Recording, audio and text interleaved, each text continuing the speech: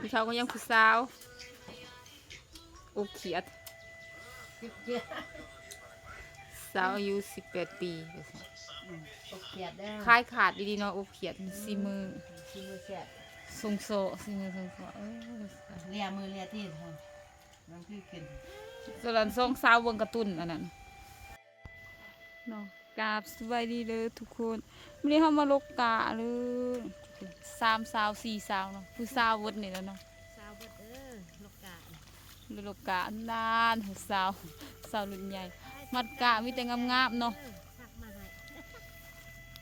คุณสาวสำน้อยเพิ่นบ่ปากมาลูกสาวรุ่นแม่เป็นสาวใหญ่สาวน้อยวันป่ามาลำหน้าซอยสาวน้อยวันป่าเนาะบรรยากาศเนาะทุกคนสาวยังอีกว่ะสาวสวนกาแฟนะแล้วก็เห็น YouTube คือกันเนาะผักซองเพิ่นถ้าเล่าถ้าแตงผักทุกคนไปติดตามเพิ่นเด้อ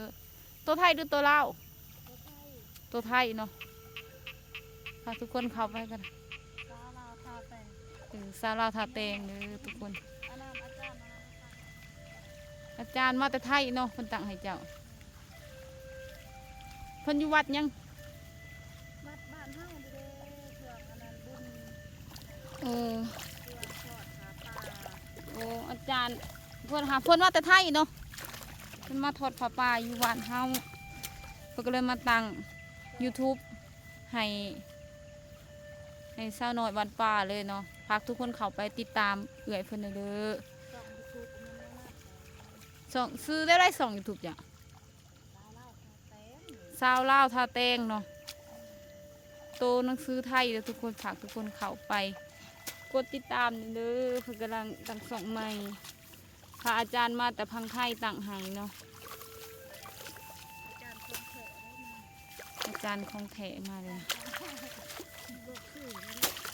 สู้วะเขาสู้ว่าเขาจ้างลำนานค่าแห้งอยู่เล่าเขาเนี่ยเท่าไรเดี๋ยวนี้เขาจ้างกันเส้นเศร้าถึงเงินไทยจักบาท100ก็65เอาได้100 65กะ200กับ120 130เหลืออีก200ปลายเนาะ200เนี่ย2 วัน1 200 บาทเนาะที่ลาวเขาเนาะสำคัญแล้ว200 บาทวัน1 200 บาทเนาะลูกกาไว้เนาะ200 บาทก็ได้เงินลาวก็100,000ปลาย120,000หรือว่า130,000เนาะทุกคนเนาะมันเริ่มรับหน้ารับจ้างอยู่สปป.ลาวจากไผละสิจ้างผู้สิจ้างมีตัวเงินจะน้อยเฮาก็ขึ้นไปหาเห็ดกินเห็ดหยา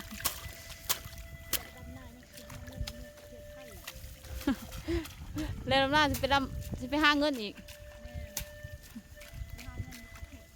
หาเงินอยู่ประเทศไทยเนาะหาลำหน้ารับจ้างอยู่ประเทศไทยซะอยู่ไทยเขาว่าลำหน้ารับจ้างวันหนึ่ง400เลย450 บาทแม่นโลกานี่มัด1 2 บาทด้วยบาทหนึ่งก็เป็น2,000หัวแม่นได้บาท1 2,000เพราะว่าซะร้อยมัดจะกระไรละ200,000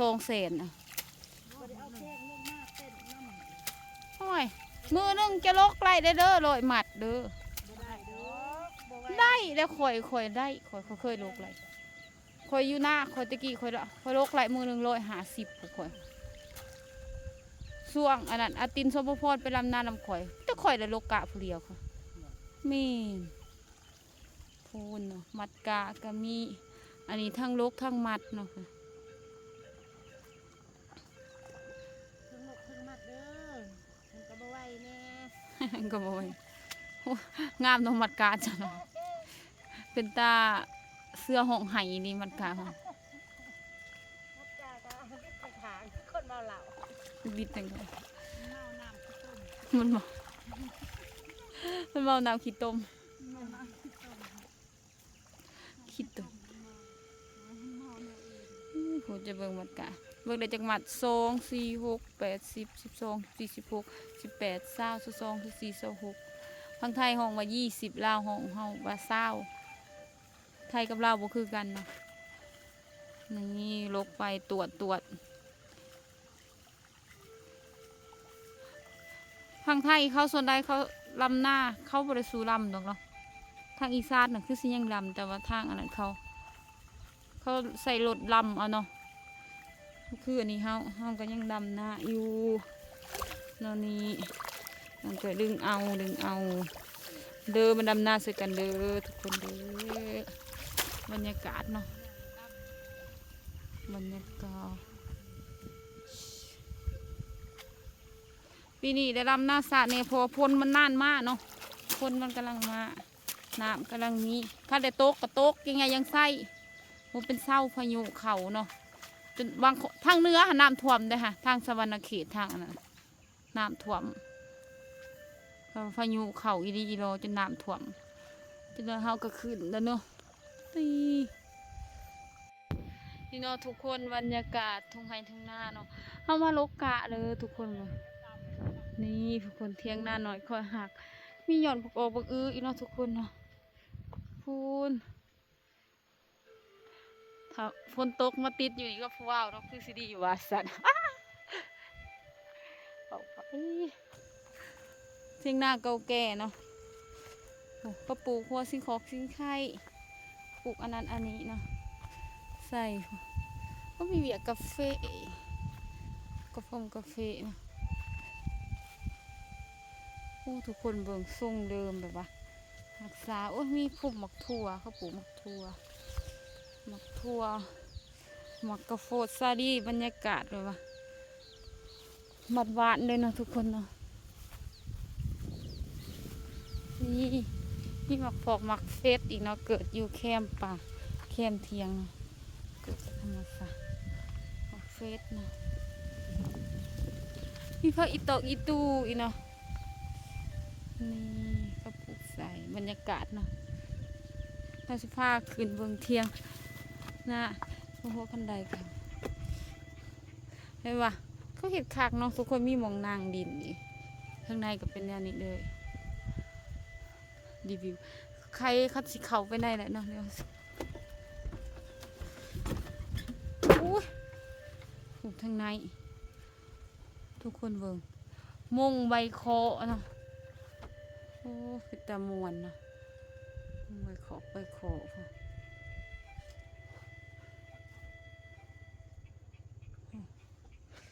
เลยเนาะนี่ทางลงประมาณนี้รีวิวเรือนหลังเล็กอยู่แล้วฝนตกนี่บ่หัวเลยทุกคนแบบว่าจะเบิ่งแบบเข้ามุ้งแบบว่าเข้าซานอย่างดีเนาะใกล้ๆเลยบ่มีหัวเนาะเห็นยังปานีถ้าเป็นจังสี่ก็คือสิหัวอยู่เนาะมันสดเนาะทุกคนแบบนี้เนื้อประตูให้เข้ากันเลยเพราะว่าเพื่อนเขาเด็กเพื่อนเขาไปสิอ่านแบบไหนอ่านเรียบร้อยไปลงเมื่อ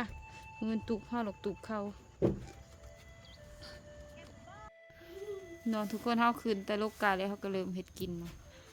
คือสาว3 2สาวผู้ซองเด้อ เขียดน้อยนะอ๋อเขียดน้อยใส่ใบมะขามนี่ค่ะว่าลำหน้าว่าโลกาซอยเขาเนาะเขาก็เลยมาถ่ายคลิปเนาะนี่ก็ลูกเขาแล้วมันเป็นลูกเขาเป็นลูกเขานี่ดิมีปลาหลอกปลาแหลกขนาดคนลาวก็ยังกินปลาแหลกแม่บุญรำของไทยเนาะส่วนใดก็ใส่แต่ของไทยเนาะคุณนวดนี่ก็ยังของไทยเนาะลาซาสุรุตลาซาสุรุตถือบทุกคนน้องอ่อนอ่านภาษาลาวภาษาไทยก็ได้ภาษาลาวสาวสวัสดีสาวสวัสดีทำมาถ่ายคลิป เนาะเขาก็ใส่เขาก็ใส่เนาะนี่ง่ายๆนี่ ฮัลโหลอัมพอเขาคือไอโฟนเลยมันเป็นตัว ใส่หัว หัวเชียงไข่ใบมะขามกับอีตู้ อืม หอมจีน เบิ้งติ๊กตักสี่ปะเบิ้งสี่ นี่หนึงใส่ตำบักพริกใส่เนาะนี่แต่เสียงกบเสียงเขียดแทนเลยเนาะบรรยา เสียบ กาศ ทองลายเลยว้าว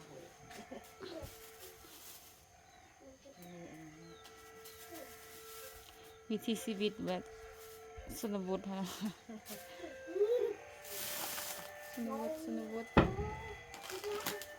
ะเอาปลาไปดูเอาเลย คนเบิ่งให้หน้าเบิ่งนี่บ่ท่านจะเบิ่งนี่เป็นหน้าเหือนะฟังเสียงกบเสียงเขียดเนาะเบื้องนี้หน้าไผเบื้องนี่ยาม หน้าขนุย โอ้ หน้าก็ได้หมดแล้วหอมลุ่ม หน้าเหือ ใช้โกะคน โอ้ก็ได้เด้ดิเด้หกน้ำมันได้ไปเลย งามห้องถ่ายเลย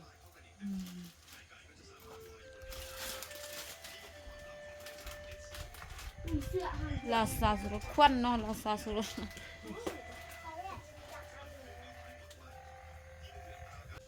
โอ้ทุกคนเบิ่งทรงเดิมแบบว่ารักษาโอ้ยมีพุ่มหมักทั่วเขาปลูกหมักทั่วหมักทั่วหมักกระโฟดซาดีบรรยากาศเลยว่ะบัดหวานเลยเนาะทุกคนเนาะนี่นี่หมักฟอกหมักเฟสอีกเนาะเกิดอยู่แคมป์ป่าแคมป์เทียงเกิดธรรมศาสตร์หมักเฟสเนาะมีพระอีตอกอีตูอีเนาะนี่เขาปลูกใส่บรรยากาศเนาะถ้าสิพาขึ้นเบืองเทียงนะโอ้โหคันใดกันได้ว่ะเขาเห็ดคักเนาะทุกคนมีหมองนางดินนี่ข้างในก็เป็นแนวนี้เลยรีวิวใครคัดสิเขาไปได้แหละเนาะเดี๋ยวอุ้ยถูกทางในทุกคนเบิ่งมงใบโคเนาะโอ้เป็นตะมวนเนาะใบโคใบโค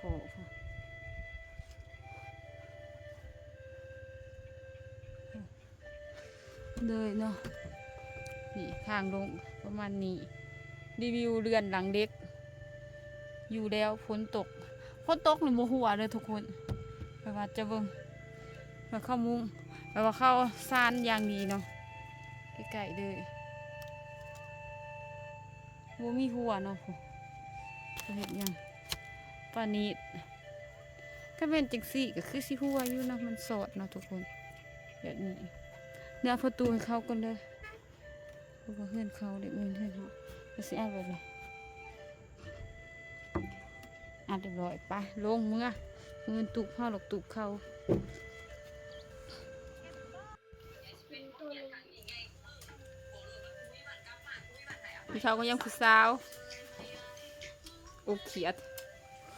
เปียก สาวอายุ18 ปีไปซะ อบเปียกได้ คล้ายขาดดีๆเนาะอบเขียดสีมือ ชิมมือแซ่บ ทรงโซสีมือทรงโซเลียมือเลียที่ทำน้ำพี่กิน ส่วนทรงสาวเบิ่งการ์ตูนอันนั้นเบิ่งแต่การ์ตูนทรงสาวเนาะเก่าผมทรงคางกินแตะแป้งระวังตุยเด้อเป็นผู้สาวบ่งามกินแป้ง ต นะ อนก็กินแต่แป้ง มากินแป้ง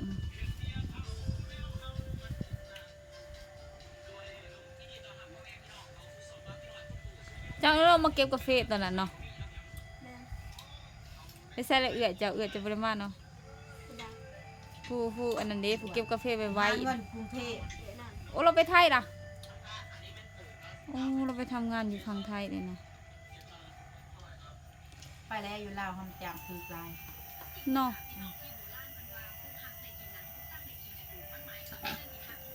ไปไทยเวิร์ดเลยเนาะอันนี้เมย์เพิ่นบ่มาเนาะอันนี่มาแต่ลูกสาวส่งตัวแทนมาลำหน้าสอนเมย์ก็พ่อไปทรมา ที่ไหนมันมาเด้อ ตัวแทนแซ่บขนาดนั้นเลยยังทำบุบเขียดนะ มาแซ่บเองจนสดน้ำสดไหน ผู้สาวนี่กินข้าวสาผู้สาวมันค่อยกินค่อยหยังถ้าเป็นกินกับผู้ว่าวเขาจะบ่อิ่มเพิ่นนี่เนาะ ขยันมีตอนกับบอกละเด้คนขี้อายเนี่ยอีดีเลย เห็นนะเวลาก ลางอายขนาดมีแต่ผู้เฒ่าอยู่ได้นี่มันยังคอยกิน อิ่มแล้วอันนั้นให้มีแต่เชื่อเอามันกินข้าวสา เนาะเพิ่นก็ได้พ่อโลเล็กน้อยอีดี ข้าวเถอะ เออเห็นว่า สดใส่สดใส่ เห็นว่าน้องเราบ่ปากก็เอายังไง ตัวไว้เราะเจ้า เนาะ เนาะ ย่างในกระถ้วยก็เอาดึกเอาเนื้อแสบเด้อ เสียบซีมือตัวเองอย่า เลี้ย ว่าง มือหมายแสบโปรตีนโบราณ จะกินข้าวเด้อเหรอ กินมันบัดเด้อ รู้รันเลยนี่เด้อกินข้าวแล้วเพิ่นก็มาเมียนเบิดเนาะแล้วมาน้อยอีกเนาะมาสิน้อย อู้นี่นะอิ่มแล้วบ่กินข้าวนะกินแล้ว มันหอนเด้อ มีแต่บ่แฟนนะ ย่าง โสดอยู่เนาะ ฉันมี5โลดเบาF2 F4 พังของพังไทยหัน เอาบ่ผู้ว่าวนะ พัง5โลด5ลัดล้าน เอาเคินนี่เนาะพนายเคยมีแฟนอยู่บ่แต่ใหญ่เป็นสาวมานี่บ่ทันได้เคยเออยังเข้าโรงเรียนอยู่บ่ออกแล้วเป็นยังคือออกออกเวียกซอพ่อแม่เนาะอู้สมว่าเป็นเด็กน้อยเป็นตาหักอีดีบัดเฮียนฮอดห้องได้จังออกป .5 โอ้ยพอดีงามเนาะเลยไปประกาศป .5 แล้วก็ออกออกซอยเวียกพ่อแม่เจ้าคนครอบครัวจ้ะคือออก ถ้าไม่ต้องไปไทยยังแต่ที่หาคนอยู่แหละ โอ้4-5 คนไปบอกเอิ้นน้องจะหลายคนก็หันอีก ไปแต่ไปไทยหมด โอ้เขาไปทำงานอยู่ฝั่งไทยเวิร์ดเนาะเจ้าก็อยากไปอยู่ว่าทำงานฝั่งไทย ยาก อยาก ไปอยากหาเงิน ปีหน้าก็ไปนะ ปีหน้าสิไปไทยนะโอ้พอดีงามแน่เนาะแต่ฟัวทางฝั่งไทยเลยเอาโว้ฟัวทางฝั่งไทยเอาเนาะเถื่อห้วยแต่เป็นคุณหน้าอยู่ฝั่งไทยหัวจัก มันเด็กต้องขี้เด็กตุกค ไปทำงานอยู่ฝั่งไทยเลยเนาะ ำ โอ้ยน้องแกสนได้ไม่เพียงเวียกอยู่ไทยเวิร์ดเนาะอืมโดยเฉพาะเจ้านี่เฮงได้แล้วคนงามปานนี้กำลังงามเด็กน้อย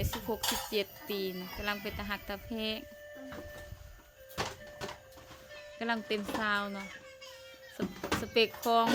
หลายๆคนหุ่นห้อยก็ได้สูงแม่นเท่าไรจ้ะ ซึ่ง142เนาะกับบ่สูงบ่ได้พอดีงามเนาะแต่ก็ยังมีโอกาสสิสูงอีกอยู่140 ซื้อยาสูบมากิน โอ้ยพอดีแล้วซ้ำเพิ่นเขาบอกอีนี่สูงพอดีเลยซ้ำนี่ผู้หญิงสูงไรกับบ่งามเนาะซ้ำเราพอดีงามเป็นตาหักตาแพง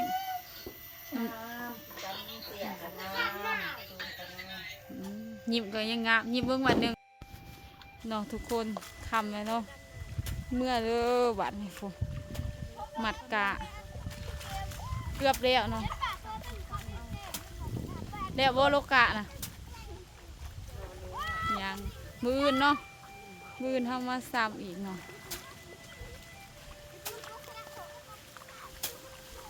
สาวบางอ่อนเดิมสาวบางอ่อนซื้อเกือบ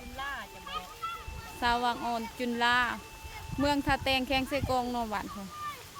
แม่นบ่สาวบางอ่อนเอาบ่ผู้เอาโลกะซอยเฮ้ยเอาคุณ FC เนาะโอ้มือนี่โคตรโลกลายๆนะมือนี่ปุ๊สีไหมลายมือมัดปวดสุดทางเลยเนาะเบื้องนี้ก็บ่ทันได้มัดเนาะทุกคนปวดเมื่อย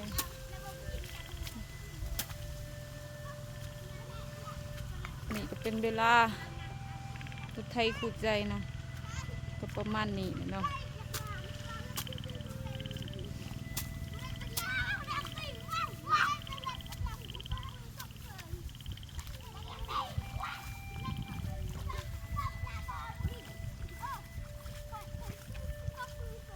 ลูรันอยากเป็นโม่ลูกสะใภ้ทางฝั่งไทยวาสัตว์ นี่กระปูนี่ เนาะโอ้ไปกินกับตำบักหุ่งเสียเลยกินกับตำบักหุ่ง น้ำลงตำมะหุงตำมะลุงเดิมภาษาไทย ลุงเพื่อนไทยมีคุ้งเนาะ เพื่อนยามเนี่ยมีเพื่อนเจ้าน่ะมีอู้ลมมายามแดงเนาะลมคัดฝุ่นมีฝุ่นสิตกลมสิออกเวลา5 โมงแล้วเนาะ5 โมงปลายไก่จะเมื่อไปเมื่อบ่เมื่อบ่เมื่อติเมื่อปลาจะเลยเจ็บเจ็บเอวมัดกะ แข็งเลย เนาะคนเมื่อยอู้ผ้ากระหองผ้ากระเหลื่อมพ่นกระสิตกเนาะทุกคนโอ้โหม่วนพวกแก้วเด้ริมขี้ต้มค่ะม่วนไปเมื่อไปบางออนเมื่อไปเมื่อบ่โอ้ยสิไม่ได้มือสาวบางออนเพิ่นเจ้าคือบ่มัดบ่เป็นบ่โอ้มัดกะบ่เป็นถ้าเจ้าโอ้เป็นอยู่ของบ่งามสิไม่ได้มือผู้สาวมัดกะเบิ่งโอ้เป็นตาว่าเป็นตาลุดออกเนาะมัดกะเจ้านะเนาะคือมันสิลุดบ่รู้สาวเพิ่นก็เมื่อนะแล้วผู้สาวมือกองก็สิเมื่อก็เจ็บเอวแฮงบ่ไหวเมื่อกันเด้อทุกคนก็ขอบใจ FC ทุกคนหลายๆที่ซัพพอร์ตและติดตามน้องออนสาวเราแต่ขอบคุณหลายๆเด้อสำหรับคลิปนี้น้องออนเลยขอจบใบเพียงเท่านี้ใบพอกันคลิปหน้าเด้อทุกคนก็ฝากทุกคนเขากดติดตามช่องน้องออนเด้อฝากเบิ่งโฆษณาเพื่อมีกำลังใจน้องออนถ่ายคลิปต่อไปเด้อทุกคนบ๊ายบายเนี่ยบ๊ายบาย